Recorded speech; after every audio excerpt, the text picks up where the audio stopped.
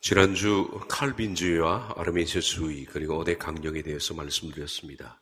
구원에 있어서는 두 가지 이론이 존재한다. 하나는 이미 우리가 창세 전에 나의 어떤 행위와 관계없이 하나님이 우리를 구원하셨다라고 말하는 칼빈주의. 그렇지 않다. 우리 삶의 여부에 따라서 하나님께서는 구원을 결정하신다라는 아르메니아주의. 칼빈주의는 5대 강령 튜리 교리를 쓴다라고 말했습니다. 인간은 소생 불가능한 100% 타락입니다. 전적 타락. 그리고 전적 타락된 사람을 아무 조건이 없이 무조건적 선택한다. 유에 해당하는 겁니다. 바로 무조건적으로 선택한 그 사람들을 위해서 제한적 속죄를 하셨다. 제한적 속죄를 받은 그 사람은 절대로 하나님이 주시는 구원을 항거할 수 없다. 불가항력적 은혜 아입니다. 그리고 마지막 하나님은 그를 끝까지 그 행위와 관계없이 천국으로 데려가신다. 견인. 한국교회는 어떤 신학이 있을까요? 지금 한국교회 신학은 대부분 칼빈주의도 아니고 아르메니아주의도 아닌 중간에 혼잡된 아르뱅주의입니다. 말이 어렵지만 한국교회 강단이 거의 아르뱅주의에 속해 있다. 이렇게 저는 생각합니다. 아르뱅주의는 칼뱅주의와 아르메니아주의 교리를 뒤섞여 놓은 것을 말합니다. 좋은 것만 딴 거죠. 물론 목사 자신이 아르뱅주의라는 것을 잘 모릅니다. 그냥 목회 현장에서 그렇게 해야만 목회가 쉽게 풀리니까 가다 보니까 이 길로 간 것 같습니다. 전적 타락 그리고 하나님께서 무조건적 선택했다라는 튤립 교회 가운데서 T와 U 이것은 칼뱅주의를 취합니다. 그런데 속죄와 은혜에 있어서는 네가 참여해야 된다. 그래야만 용서하시고 구원을 베푸신다라는 바로 1인칭을 강조합니다. 칼뱅주의는 3인칭이고 아르메니아주의는 2인칭이라고 그랬습니다. 그러면 끝까지 1인칭이든지 끝까지 3인칭이든지 칼뱅주의 목사 같으면 끝까지 이래야 됩니다. 하나님께서 이미 당신을 창세전에 당신의 행위와 당신의 모든 삶에 관계없이 무조건적으로 선택하셨고 택하셨고 불러서 아들로 삼았기 때문에 당신은 마음대로 살아도 된다. 전도할 필요가 있는가? 말씀 들을 필요가 없죠. 살다 보면 하나님이 끝까지 이끄신다. 이것이 칼뱅주의의 진솔한 고백이 되어야 합니다. 1인칭이 들어가지 않아야 됩니다. 그런데 타락과 선택에서는 칼뱅주의, 속죄와 은혜는 네가 참여해라 그렇게 말합니다. 그래서 교회에서 설교할 때 어떻게 말합니까? 당신이 참여해야 된다. 당신이 하나님께 은혜를 구해야 된다. 그렇게 말합니다. 그러면서 동시에 창세전에 당신은 구원받았다 그럽니다. 희한한 신학이 한국 강단을 지배하고 있다라는 겁니다. 이 같은 아르뱅주의는 대부분의 강단에 널리 퍼져 있습니다. 이건 족보도 없는 신학입니다. 그런데 문제는 이 족보 없는 신학이 강단을 주로 잠식하고 있기 때문에 문제입니다. 아르뱅주의는 무슨 잘못했든 참여만 하면 구원을 보장받으니 마음대로 살아도 된다는 것으로 1980년대의 복음주의자들이 위해서 만들어진 것들입니다. 감정적 측면을 강조한 그들의 메시지는 영혼 구원에 대해 개인의 참여와 결단이 강조되면서 실용적인 복음이 만들어진 것이다. 사실 칼빈주의 신학에 입각한 설교를 하면 교인들이 할 게 아무것도 없습니다. 솔직하게. 칼빈주의는 절대로 우리 한국에 그러잖아요. 성수주의, 11조, 이런 거 강조하잖아요. 그리고 기도해야 된다. 당신이 회개해야 된다. 이런 말 하면 안 돼요. 칼빈주의는. 칼빈주의는 전도하자는 말 할 필요도 없습니다. 전도합시다라는 칼빈주의는 가짜예요, 실은. 왜? 다 정해놨는데. 하나님이. 이미 창세전에 택해놓았는데 무슨 전도합니까? 필요 없죠. 교회 성장시킵시다. 그렇게 말하는 칼빈주의는 실은 칼빈주의 사기꾼입니다. 왜? 그렇게 말하지 말아야 합니다. 다 하나님께서 일방적으로 100% 하셨는데 우리가 뭘 합니까? 할 필요 없죠. 교회를 헌신하라? 할 필요 없습니다. 그건 솔직하지 않은 거죠. 그리고 성결하게 살아라? 그렇게 살면 안 됩니다. 집사님 회개하십시오. 그렇게 말하는 칼빈주의는 가짜예요. 왜?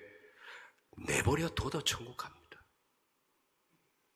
그렇게 말하는 칼빈주의 목사는 없죠. 전부 아르뱅입니다. 그러니까.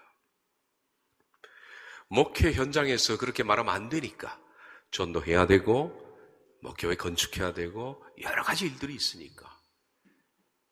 그래서 이 뒤 두 가지가 섞였다 하죠. 이게 실용복음입니다. 실용복음. 편의주의 신학이에요.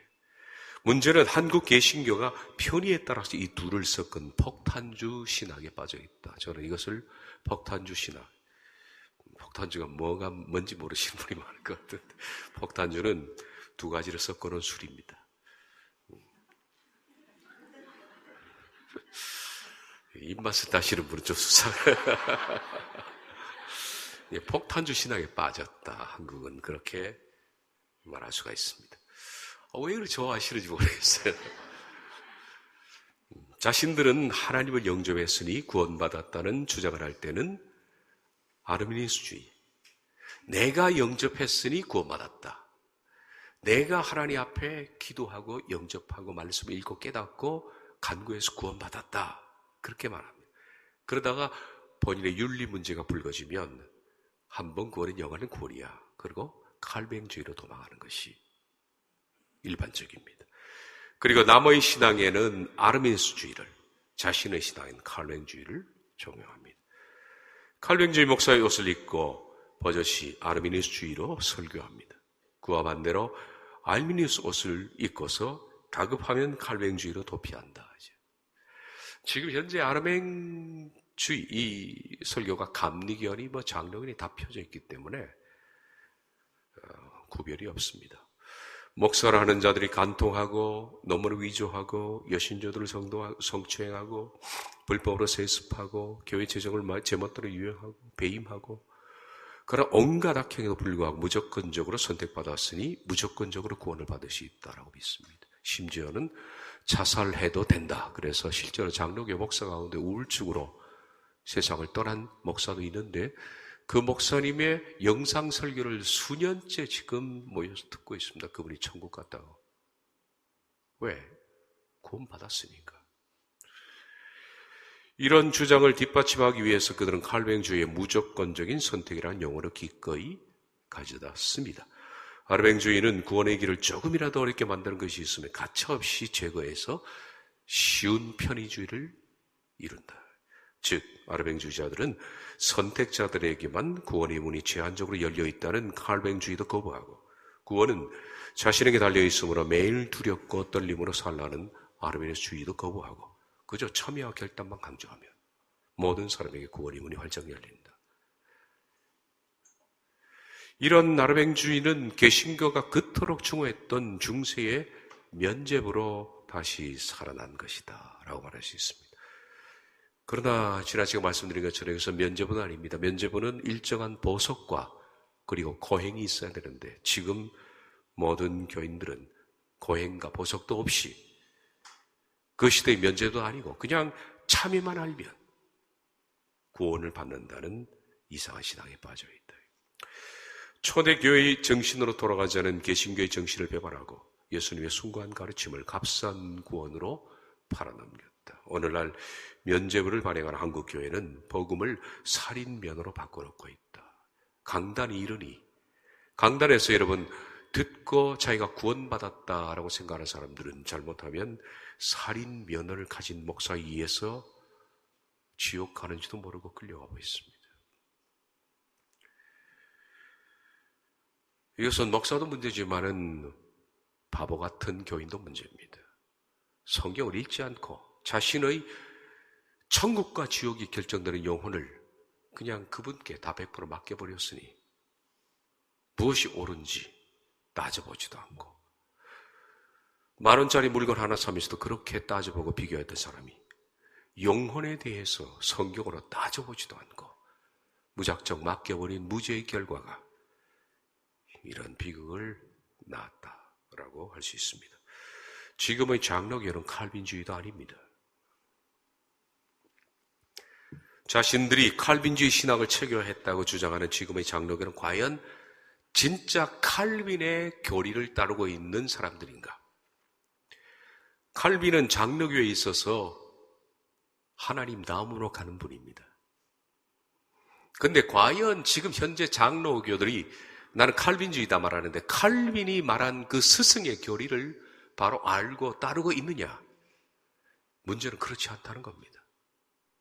정작 칼빈주의 목사 자체도 칼빈주의가 뭔지를 모르고 있습니다. 이게 문제입니다. 제가 칼빈주의 목사를 깰 때 칼빈주의가 뭔지를 가르치고 나서 깨야 됩니다. 이게 참 답답한 일 중에 하나입니다.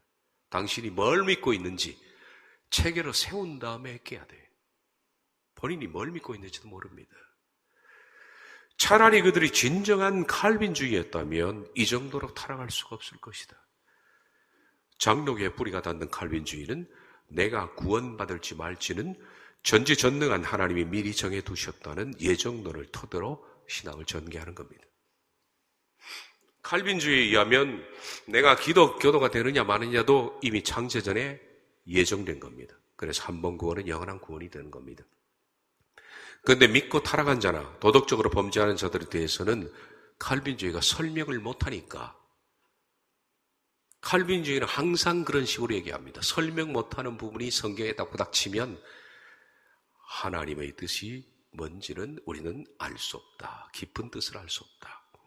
그리고 칼빈의 기독교 강의를 보면 항상 어려운 점을 이렇게 피해갑니다. 이 문제는 여기서 논할 수 있는 문제가 아니다. 그리고 다음에 논하느냐? 없습니다. 이게. 제가 속았어요. 그게 완전히. 그것이 영원히 풀지 못하는 칼빈주의 신학의 한계며 숙제입니다. 그들은 다만 신실한 신앙생활, 내적 증거와 도덕적 실천, 외적 증거를 통해서 구원의 가능성을 살짝 엿볼 수 있다고 말한다. 칼빈주의는 당신이 창세전에 구원받았다라는 것을 어떻게 아느냐? 이 질문을 받잖아요. 내가 창세전에 구원을 받았다. 목사님 그렇게 말하죠. 당신이 지금 믿고 고백하니까 당신은 예정된 사람입니다. 그럼 제가 예정된 걸 어떻게 합니까? 그 증거는 지금 당신의 내적 증거, 내적 증거, 외적 증거. 내가 신실하게 신앙생활하고 있고 도덕적으로 바르게 살려고 실천하는 모습을 보면 구원의 가능성, 예정된 그것을 약간 엿볼 수는 있다. 칼빈이 한 말이거든요. 칼빈이. 그러므로 진정한 칼빈주의는 이 가르침대로 외적 증거, 내적 증거, 신실하게 믿고 도덕적으로 바르게 살아라.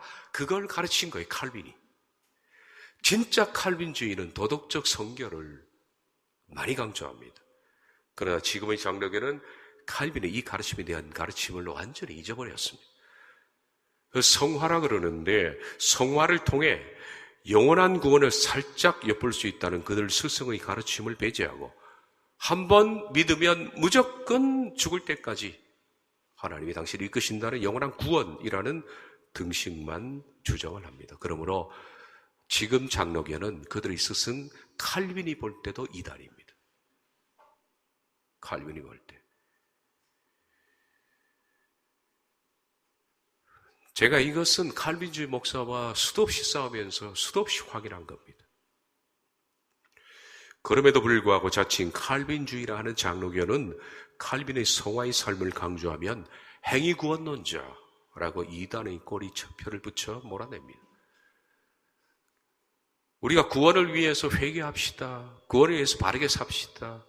구원받으려면 야고보서 말씀처럼 행함이 없는 믿음은 죽은 것입니다. 그렇게 말하면 칼빈주의자는 뭐라 그러냐면 행위구원론자, 하나님의 영광을 훼손하는 자 그렇게 말합니다. 그러면 본인은 설교를 그렇게 하지 말아야죠. 강단에서. 근데 본인은 버젓하게 여러분 우리 바르게 삽시다. 주님 위해서 열심을 내십시오. 이 가증한 이중적인 설교는 도대체 성립이 안 된다는 거예요. 하려면 바르게 하나만 달아야 돼요. 그들의 스승 칼빈이 돌아와도 행위구원론자라고 이단의 이름을 붙일 것이 분명합니다. 지금 장로교는 자신들의 장로교 교리조차도 잘 모릅니다. 장로교 신조가 무엇을 말하는지 모릅니다. 오직 한 번 구원이면 영원한 구원이라 말 외에는 모른다. 장로교 목사 가운데에서 웨스트민스터 신앙고백서 대소위 문답을 제대로 읽어본 사람이 누가 있느냐. 거기에 나타난 신앙고백서에 나타난 예정론에 대한 기절들을 성경을 면밀히 검토해 본 분이 누가 있느냐. 아무도 없다. 거의 없습니다. 교회에서 직분자를 세울 때 웨스트민스터 신조를 믿느냐? 아멘 하면 장로로 세우고 권사로 세우고 집사로 세웁니다. 그런데 웨스트민스터 신조가 무엇을 말하는지 본인은 읽어본 적이 없다. 그들이 신봉하고 있는 장로교 헌법을 보면 분명하게 명시되어 있습니다. 한국교회에서 장로교의 주류를 형성하고 있는 통합교단, 예장합동교단의 헌법은 헌법 제9장 신조에 다음과 같이 기록되어 있습니다. 제 방에 아직도 헌법책이 있습니다. 신조 9장. 너희의 죄를 회개하고 주 예수 그리스도를 자기의 구주로 믿고 의지하여 본받으며 하나님의 나타내신 뜻을 복종하여 겸손하고 거룩하게 행하라 하셨으니 그리스도를 믿고 복종하는 자는 구원을 얻는다. 이거 조건이 붙어 있잖아요. 분명히 장로교 헌법, 이것은 칼빈주의의 기초인데, 칼빈의 말입니다. 네가 회개해야 된다, 믿고 의지해야 된다, 본받아야 한다, 복종해야 되고 겸손해야 되고 거룩하게 해야 된다. 그런 자가 구원을 얻는다라고 명시했는데 칼빈주의 목사는 도덕적 성결이나 복종 이런 것들을 말하지 않습니다. 또한 장로교 신앙고백의 원조가 되는 웨스트민스터 신조에도 다음과 같이 기록이 되어 있습니다. 하나님의 계명에 순종하는 선한 행위는 진실되고 살아있는 믿음의 열매며 증명이다.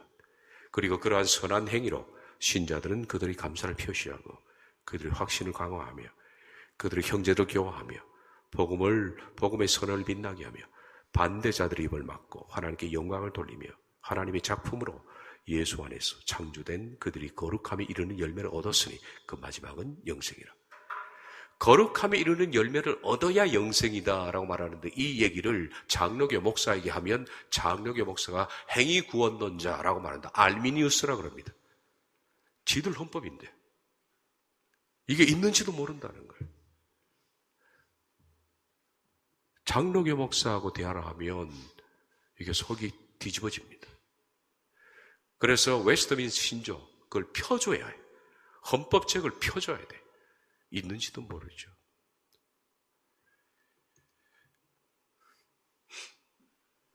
제가 왜 이렇게 흥분하느냐? 쌈박질을 너무 많이 했어요. 쌈박질. 그 트라우마가 생각나서 흥분하니까 좀 이해를 해주시길 바랍니다. 이와 같이 그리스도를 마음으로 믿을 뿐 아니라 행위로 복종하는 자라야 구원을 받는다고 교단의 헌법과 웨스트민스터 신조가 규정하고 있는데도 불구하고 한국교회 장로교 대부분의 목사들은 마음으로 믿기만 하면 행위와 관계없이 하나님의 은혜로 반드시 천국에 들어갈 수 있다고 가르치고 있다. 엄밀히 말하면 그들은 장로교 목사가 아니다. 아르뱅주의다. 예수님을 믿기만 하면 전제 조건이죠. 믿기만 하면 하나님의 의가 전가되어 행위와 관계없이 영원한 구원을 얻는다는 믿음 지상주의는 오늘날 경건과 성화의 기초를 무너뜨리고 도덕을 파괴하고 있다. 행위가 중요하지 않기 때문에 순종의 가르침과 도덕의 율법을 지키는 의무가 부정되는 것이다. 이 주장을 듣는 자들은 영생은 이미 따놓은 당상입니다. 그러므로 육신을 쫓아 사는데 거침이 없게 된다. 김수현 박사를 소개해드리겠습니다.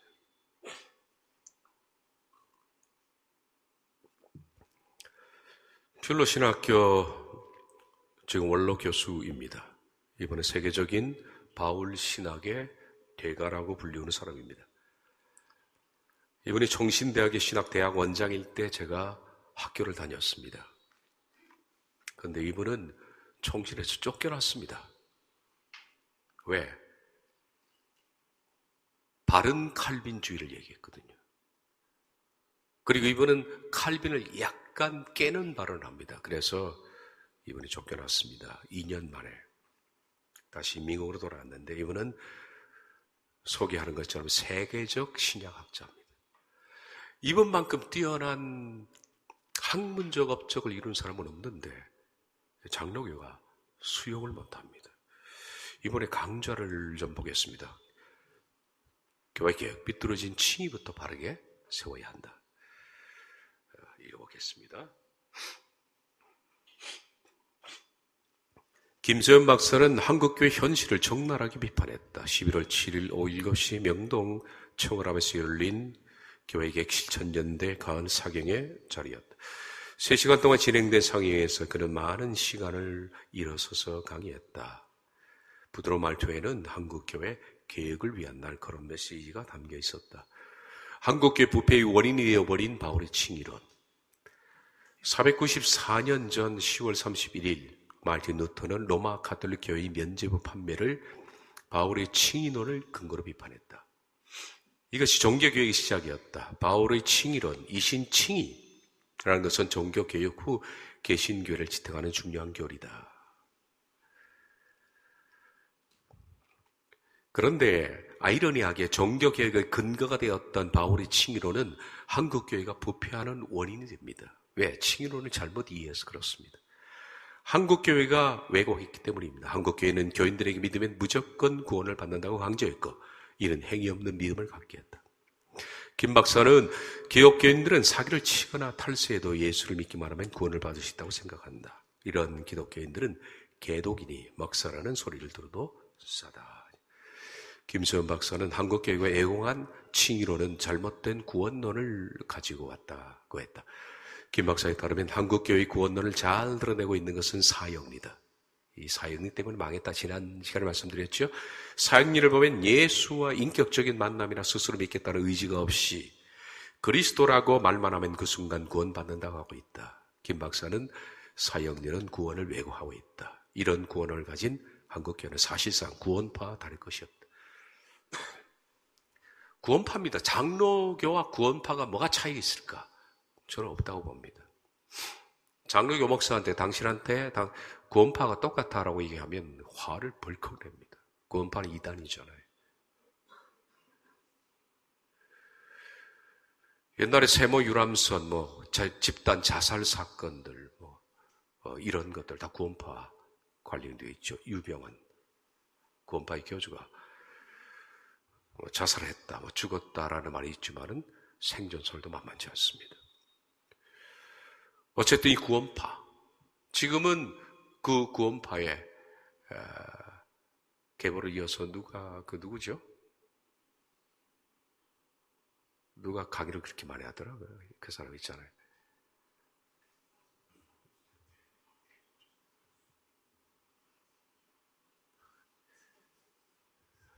생각할수록 안 떠오를 것 같아서 그냥 지나가겠습니다. 생각나면 말씀드릴게요. 그 사람 누구더라? 억수인가 뭐? 박옥수예요. 박옥수. 비슷하네. 박옥수. 예. 구원파의 3대 유병헌, 박옥수, 김요한 3명이 바로 구원파의 3대 제자입니다. 그 중에 유병헌은 없어졌고요. 처요한은 시들해버리고 지금 김요한 시들해버리고 지금 박옥수만 지금. 근데 박옥수의 구원론이 장로교에 다를 게 없어요. 장로교 똑같다는 거죠. 이게 바로 사형리에 기초하고 있다. 맨 밑에 보면 그는 교인들에게 신앙생활을 잘하면 천국에서 큰 상을 받고 잘못하면 아무것도 없다는 말로 신앙생활을 하도록 강요했다. 이것은 중세 로마 가톨릭 교회가 면죄부를 파는 것과 같다고 비판했다. 그런 설교 많이 들어봤을 거예요. 막 헌금하고 열정적으로 섬기고 그러면 이제 천국에 당신 집 이제 오른쪽 벽을 다 지었다. 이제 뚜껑 올라갔네. 이래. 사기예요, 사기. 예, 사기예요.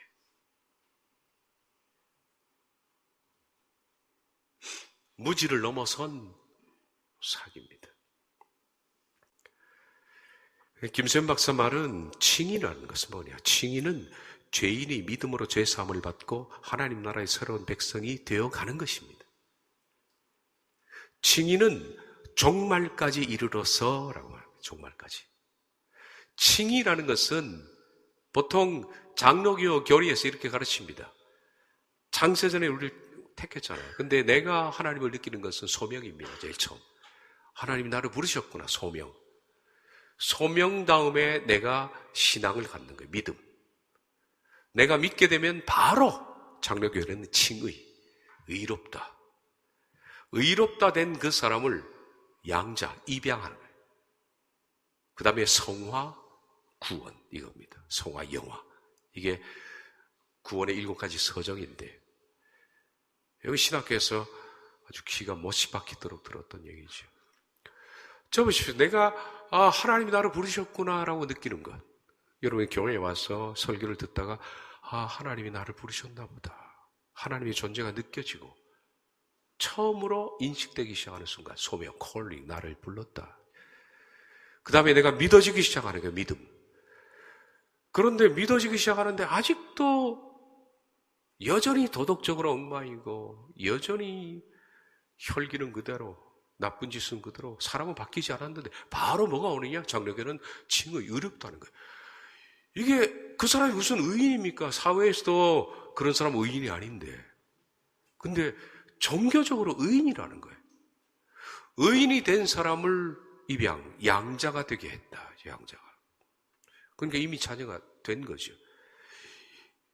바울이 말하는 칭의로는 이분이 바울 박사입니다. 그런데 종말까지 이르러서 하나님의 법을 지키고 살 때 마지막으로 우리가 이 세상을 떠날 때 의롭다가 결정이 된다라는 거예요. 칭의는 여러분 눈 감을 때 그때 하나님께서 부여하는 자격입니다. 그래서 이분은 산상수훈 마태복음 5장의 7장의 말씀을 지켜 행할 때 그 사람이 칭의에 이른다 이렇게 말하는 거죠.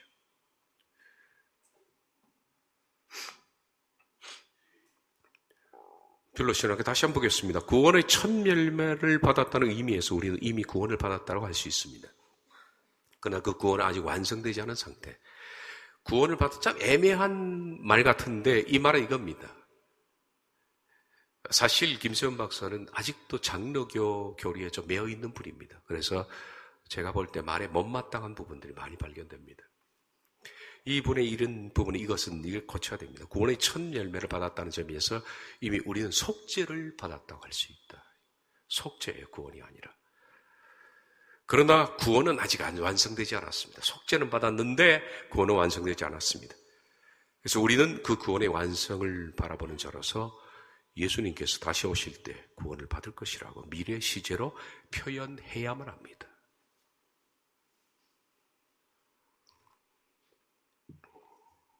언제부터 그랬을까? 한국 교회들은 1960년대 전반까지는 바른 복음이 교회의 주류를 이루었습니다. 장로교도 뭐든 다. 그때의 설교는 목사님들이 행위가 없는 믿음으로 살아야 영생을 얻을 수, 행위가 있는 믿음으로 살아야 영생을 얻을 수 있다라고 교회에서 가르치고 설교했습니다. 그래서 목사님들이 도덕적이었죠. 그래서 사회에서 믿지 않는 사람들도 목사님 그러면 존경을 했습니다. 존경을 했어요. 그런데 1960대 이후에 기류가 변해서 사람들이 목사라 그러면 이상하게 봅니다. 제가 오래전인데 옛날에 교통경찰들이 직접 잡아서 딱지대고 그럴 때 있지 않습니까? 제가 인천으로 가다가 걸렸습니다. 속도 위반으로. 그때 교회 이름이 크게 본고차에 붙어 있었습니다. 경찰이 오더라고요. 목사님이십니까? 네, 저 목사입니다. 제가 그 얘기 아니네, 이거. 음주단속. 음주단속에, 그건 딱지된 일이고. 그거는 다른 얘기인데, 그 얘기는 해드릴게요, 그러면. 나왔어요. 그러면서 목사님이다 그러니까, 5,000원 주세요, 그러더라고. 그때는 돈 받았잖아요. 그러니까, 돈 받으세요, 그러니까. 우리도 11조 내야 될 거 아니에요? 충격을 받았습니다. 두 번째, 음주 단속 얘기는, 음주 단속이 이제 풀어보래요. 그래서 교회 막혀 있으니까, 저 목사인데요? 그랬더니 하는 말이, 목사님들도 많이 마셔요. 못 믿는 거예요, 이제. 예. 그래서 지금 현재 대형교회 목사를 중심으로 해서 세습하죠. 이게 뭐, 세습은 이거 진짜 악이야. 제가 제일 잘한 것 중에 하나가 제 아들은 목사를 안 만든 겁니다. 세습하죠. 성 문제 있죠. 논문 표절에 남의 것을 베껴서 도둑질하잖아요. 설교도 남의 걸 훔쳐서 합니다. 어쨌든 수만 늘리면 되는 거예요. 그게 파워죠. 이거 잘 살아보세요 운동. 이 박정희 대통령이 들어서면서 이 잘 살아보세요 운동과 한국 교회가 맞물렸다라고 많은 사람들이 그렇게 평가합니다. 이때부터 기준이 달라졌습니다. 교회가 영적 성장이 아니라 양적 물질적 성장을 추구하게 된 겁니다. 게다가 그 당시 1960년대 저 서대문에 시작했던 순복음 교회가 어마어마하게 대형 교회로 여의도에 들어서면서 한국 교회 목사들이 와, 교회가 저렇게 어마어마한 성장을 이루어야 되겠다라는 것을 부러워하기 시작했다. 그 시기 이후로부터 목사들은 교인들에게 회개와 거룩한 삶의 변화를 설계하지 않았다. 관심도 없었고 교인들 역시 잘 살아봐야 되기 때문에 사회도 교인도 교회도 온통 잘 살아봤어의 물결 속에 있었기 때문에 그냥 교회가 붕붕 많이 했잖아요. 제 어릴 때부터 해서 제가 이 과도기 전도사를 거쳐서 목사가 됐기 때문에 잘 알지 한국 교회가 어떻게 변해왔는지. 그래서 뭐 매일같이 총동원 전도주의를 하고 뭐 보험회사처럼 이렇게 그래프를 가지고 찍고 1등 하는 사람 세탁기 주고 동원하고 저도 엄청 동원해 봤습니다. 되더라고 그게. 목사들은 교인들의 양적 부흥에 효과가 있는 믿기만 하면 행위가 없어도 영생을 얻는다는 믿음 주상주의를 기복주의와 함께 가르치고 설교하기 시작했다. 그 결과 죽음의 면죄부를 받아 얻은 수익금으로 예배당을 크게 짓고 목사는 제왕적 권좌에 앉게 되었다. 그것은 면죄부로 지은 성베드로 성당 같은 겁니다. 작금의 장로교는 장로교가 아닙니다. 변질된 다른 종교일 뿐입니다.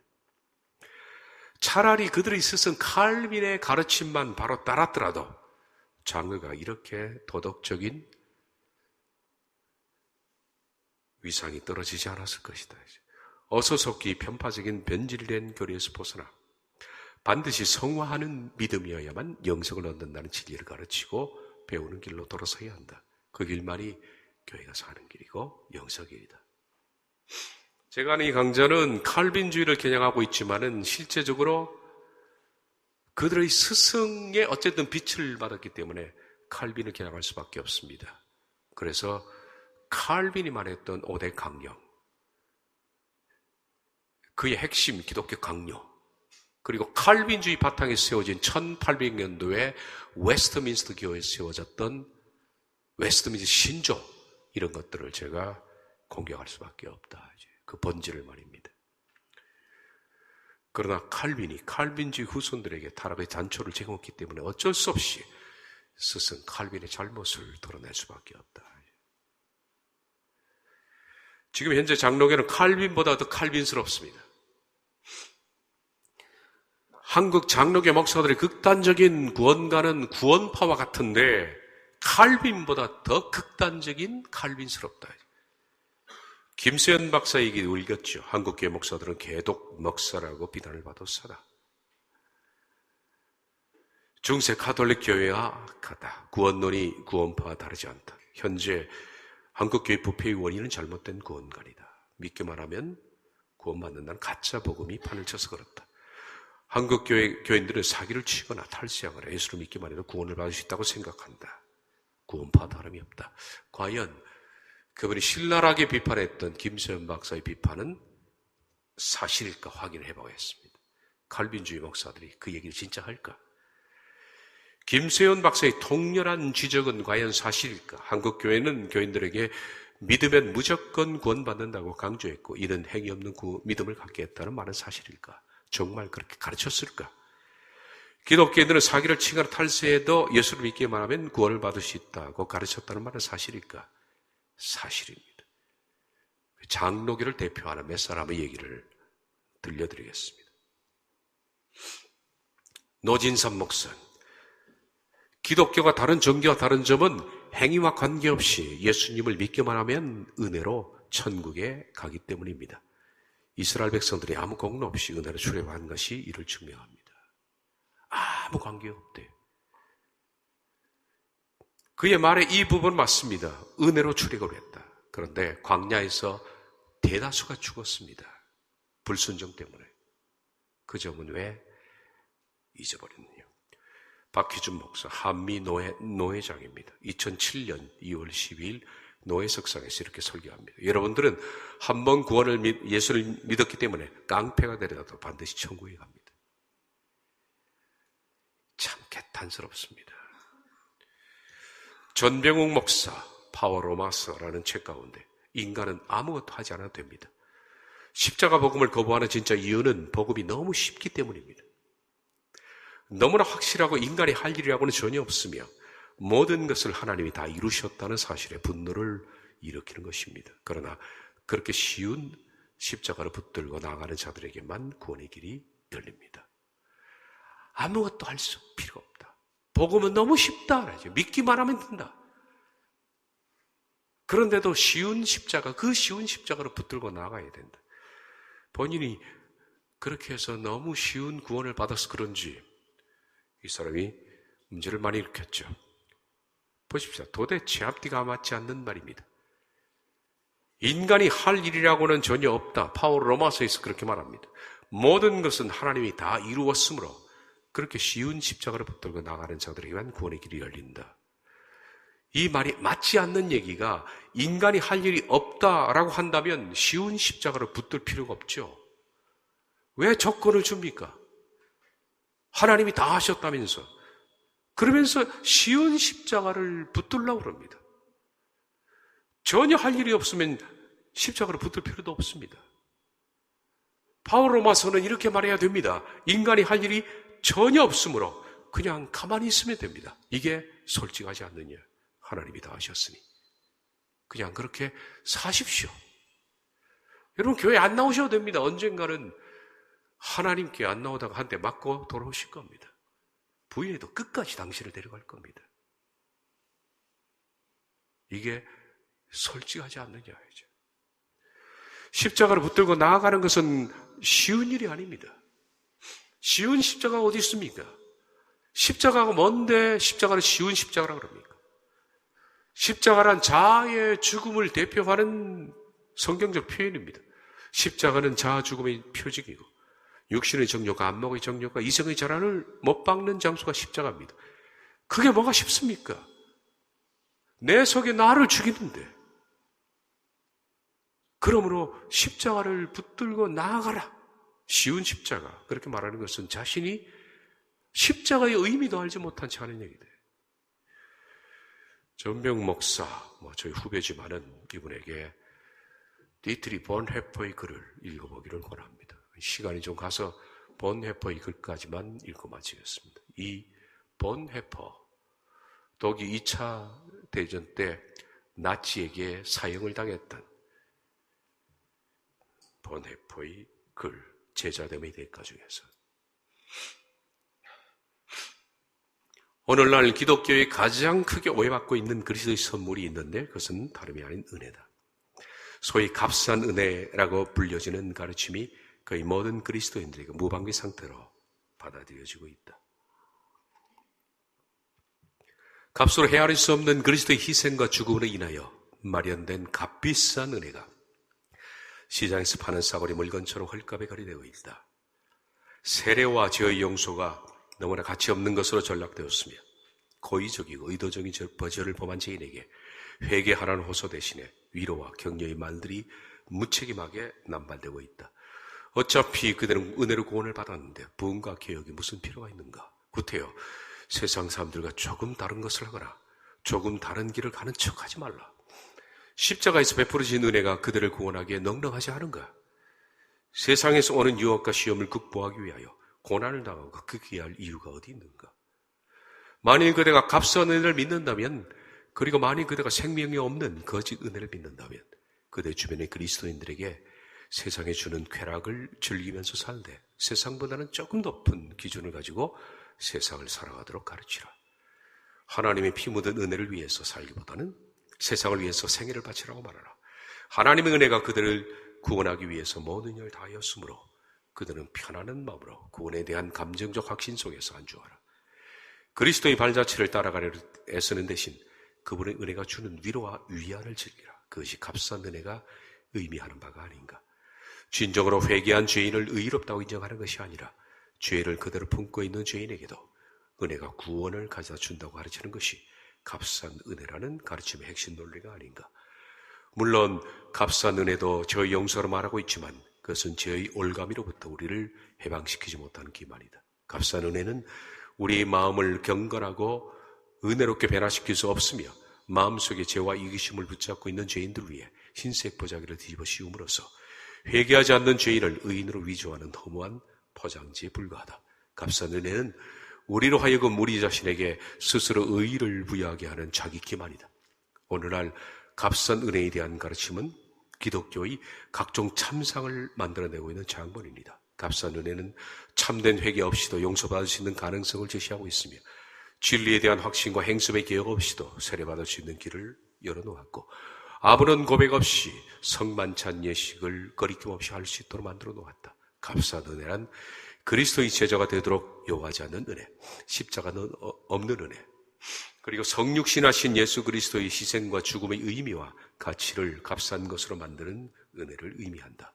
그러나 값비싼 은혜는 산산이 깨어진 마음으로 죄를 깊이 뉘우치는 영혼에게 용서의 약속을 제공한다. 값비싼 은혜는 사람의 마음을 겸손하고 가난하게 만들어서 그리스도의 초청을 들을 수 있는 길을 열어주며 그리스도의 사랑과 자비를 보면서 회개에 이르도록 도와준다.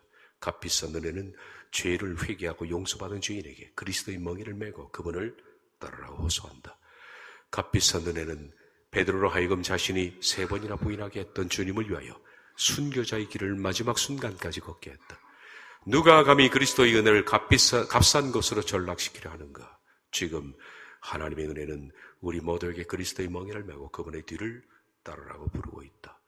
그리스도의 멍에와 짐이 그대에게 가벼운 것이 될 때까지 그들을 위하여 치러진 그분의 희생과 봉사의 생애를 명상하도록 하라. 얼마나 남았나 보고 마지막 하나 남았는데 읽고 마치겠습니다. 박영선 목사, 대표적인 칼빈주의자죠. 박영선 목사 로마서 책 강해 중에서 우리에게는 오늘날 예수를 믿었다는 개념이 훨씬 많습니다. 난 믿었다, 난 선택했다. 그렇지 않습니다. 복음은 그런 의미에서 복음이 되지 못합니다. 내가 믿은 것이 아니라 복음이 아닙니다. 우리가 다 죄인이요, 다 양 같아서 자기 길로 가고 있는데 하나님께서 대사면 명령을 내리시고 복기를 선언하는 것입니다. 내가 너희의 죄값을 묻지 않겠다, 너희를 처단하지 않겠다, 너희를 용서하겠다, 다 집으로 돌아와. 그것입니다. 구원은 반응자의 손에 달려있는 것이 아니라 그것을 시행하시고 그것을 만드신 하나님의 손에 달려있는 것입니다. 이 두 가지를 잊지 마십시오.